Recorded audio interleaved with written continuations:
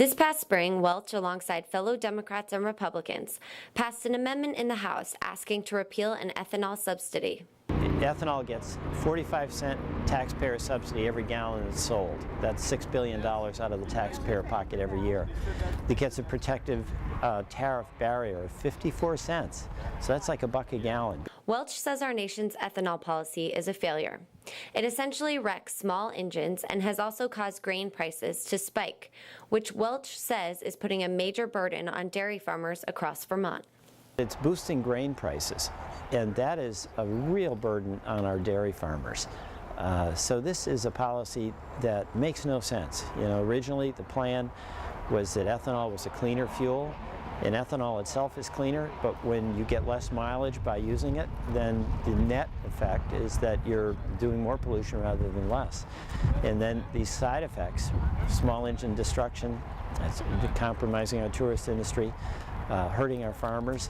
It's time to change this. So I've been working in Congress to get rid of this subsidy, save taxpayers money and protect our small engines and help out our dairy farmers by alleviating some of the pressure on their grain prices.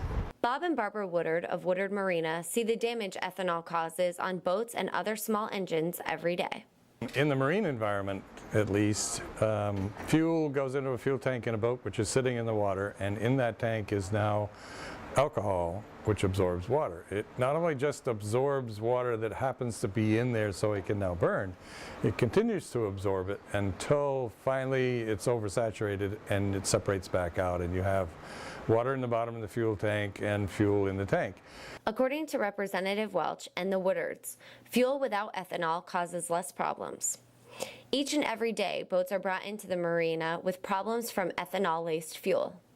Deteriorates pretty much everything inside of an engine, and we're not talking just small engines, we're talking engines all the way up through big block V8 engines that are cast iron blocks and so on. A lot of the parts are aluminum.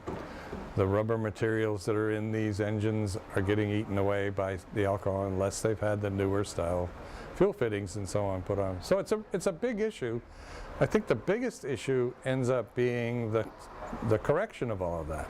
Then it becomes very expensive, and as another gentleman said earlier today, if you fix that and then the customer doesn't come pick it up for 3 weeks, you could be back in the same issue you had, even though you spent a lot of money and time and effort to correct it.